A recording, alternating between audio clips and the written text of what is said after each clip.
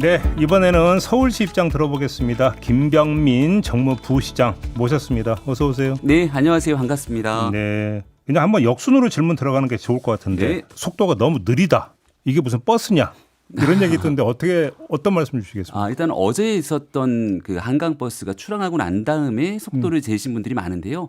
참고로 지금 현재 있는 배 중에 딱 4척을 운항한 겁니다. 네. 그러니까 추석 때까지는 가장 시작 단계에 있기 때문에 안정성에 기반을 두고 처음으로 시민들께 선을 보이고 있는 단계이기 때문에 높일 수 있는 속도보다 더 낮은 속도로 운항을 하고 있었고요. 일부러 그러니까 천천히 갔다? 예, 선박에 대한 자체 속도도 낮춘 거고 네. 그리고 두 번째로 접이안이라 그래서 이게 배가 7개 선착장마다 섰다 떴다를 반복하지 않습니까?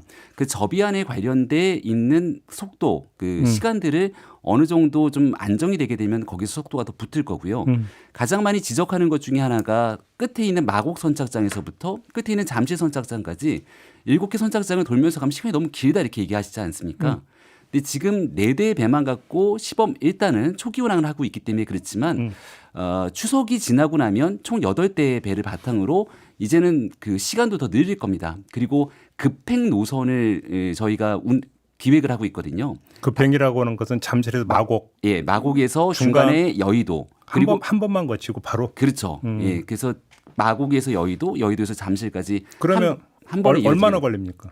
시간이 상당히 줄어들게 돼서 아마 그것도 이제 마찬가지로 운행하면서 시간을 조정하게 되겠지만 마곡에서 여의도, 여의도에서 잠실까지 1시간이 서로 거치지 않는 기간 속에서 다 운행이 가능합니다. 잠깐만요. 1시간이 거치지 않는 게 마곡에서 여의도까지 1시간 안 걸리고 여의도에서 잠실까지 1시간 안 걸린다 이 말씀이신 예, 거예요? 저희가 시범 운항 기간 동안 여의도에서 뚝섬 잠실까지 굉장히 많은 그 시범 운항 기간을 거쳐왔거든요. 그러면 얼추 2시간 맞네요. 그러면 잠실에서 마곡까지.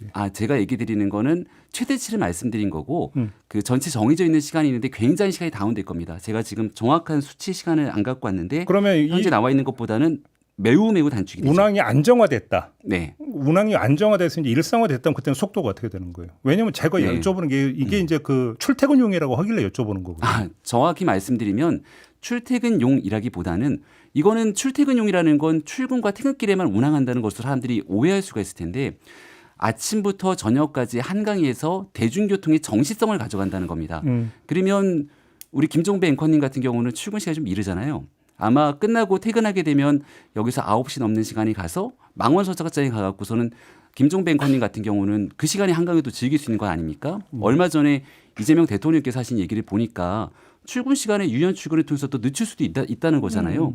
그럼 누군가는 10시에 출근하는 사람들도 있을 거고 그 시간에 따라서 서로가 다 다를 건데 이걸 꼭 아침 시간에 내가 그러니까 출근 시간이 몇 시다가 중요한 게 아니라 아무튼 이걸 이용하는 목적이 그렇죠. 유람이나 이런 게 아니라 뭐 몇 시에 출근하고 몇 시에 퇴근하든 출퇴근용이다 이 차원이라고 본다면 네. 속도는 중요한 거 아닙니까? 누구에게는 그 유람이 될 수도 있는 상황이겠지만 말씀하신 것처럼 유람선은 있잖아요 지금도. 그렇지 않 유람선이 있지만 기존에 있는 유람선은요 반포대교의 밑에 잠수교가 딱 수위를 맡고 있기 때문에 이 반포대교 잠수교를 거쳐서 돌아가게 되는 일부 유람선이 있을 뿐 전체 한강을 반포대교부터 저 잠실까지 이어져서 이 전체 한강을 누릴 수 있는 공간들을 가지고 있지는 않죠. 유람선의 개념이 아니라 한강버스를 탑승하게 되는 건 외국에서 오신 외국인 우리 여행객들 같은 경우는 아마도 한강버스를 다 한 번씩 타면서 서울을 경험하는 한강을 경험하는 새로운 교통수단으로 발전할 겁니다. 그리고 그 내용이 하나가 있을 거고요. 두 번째는 퇴근을 하는 과정 속에서 내가 여의도에 근무를 합니다. 그리고 저는 살기를 광진구에 살거든요. 그럼 예를 들어 뚝섬 유원지 쪽에 있는 뚝섬 선착장과 연결돼서 여의도에 배를 타고 자연스럽게 퇴근하고 뚝섬의 한강공원을 충분히 즐기다가 퇴근할 수 있는 경로들도 얼마든지 발견될 수 있는 거거든요. 지금 얘기하고 있는 건 마곡에서 잠실 끝에 있는 데까지 7개의 선착장을 하나 거쳐서 가게 되는 그 시간들을 다 계산해서 이거 너무 늦는 거 아니냐, 이게 출퇴근에 가능하겠냐 얘기를 하지만 어느 누군가에게는 자출족이라고 얘기하지 않습니까? 자전거라고 출근하시는 분들한테는 자전거를 타고 출근하는 그 시간이 중요하지 않지 않습니까? 그래서 어느 정도 연결할 수 있는 기반들을 다 만들었다는 그러니까 이제 거죠. 그런 점에서 개념 정립이 저는 좀 필요하다고 보는데요. 우리가 이제 그 상식적 범주에서 출퇴근용이라고 한다면 물론 앉아서 가는 편하게 가는 것도 있지만 그죠? 다 앉아가고 싶어 하잖아요. 출퇴근할 때. 근데 그런 것보다 중요한 것은 효율성의 핵심은 속도고 네. 그래서 출퇴근용이라고 설정한다면 결국은 속도가 중요한 게 아니냐라는 얘기는 제기가 될 수 있는 것 같고 반대로 네. 유람의 목적이라면 속도는 별로 중요한 게 아니잖아요, 사실은. 그죠? 유람의 목적도 기본적인 속도는 중요하죠. 네. 그러면 비교용으로 보자면 출퇴근용보다는 속도가 덜 중요하겠죠. 다시 한번 말씀드립니다만은 출퇴근용이 아니라 새로운 대중교통 수단으로 한강버스가 정시성을 가지고 있다. 그리고 그냥 여기에 출퇴근용이 아니다.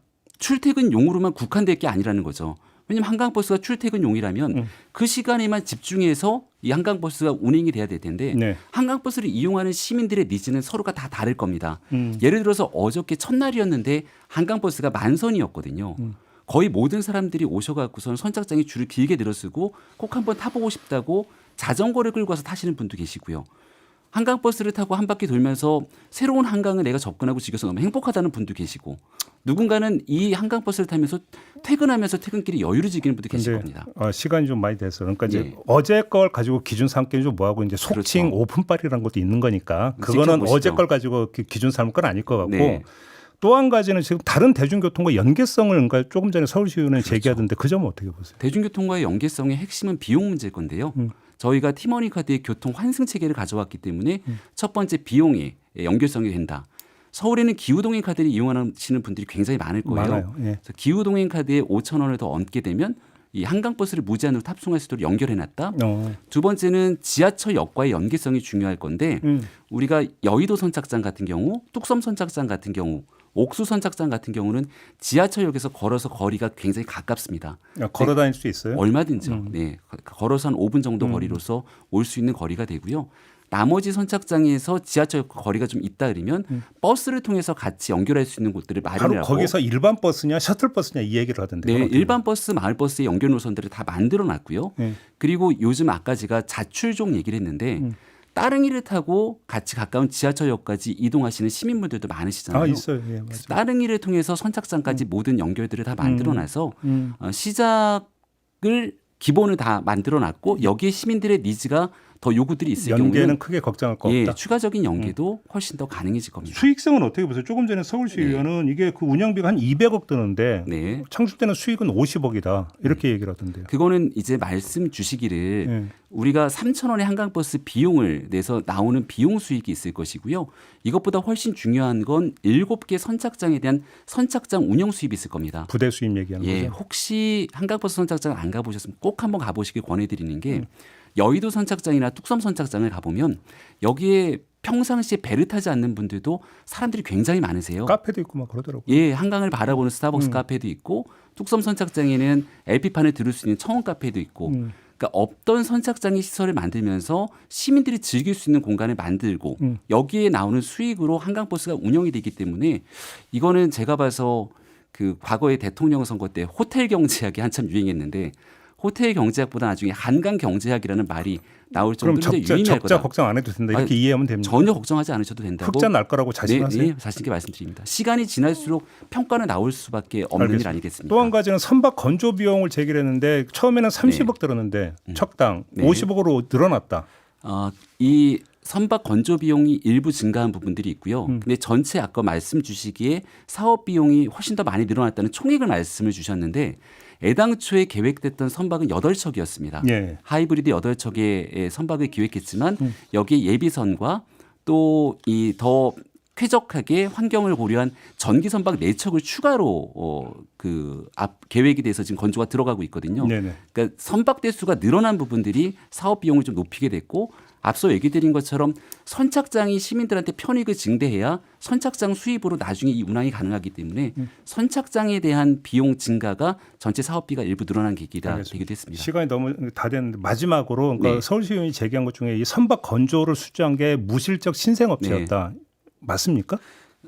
선박 건조 업체에 대한 문제는 지난해 국정감사 그리고 그 서울시를 지낸 행정사무감사 또 올해 조금 있으면 10월달에 국정감사가 있습니다.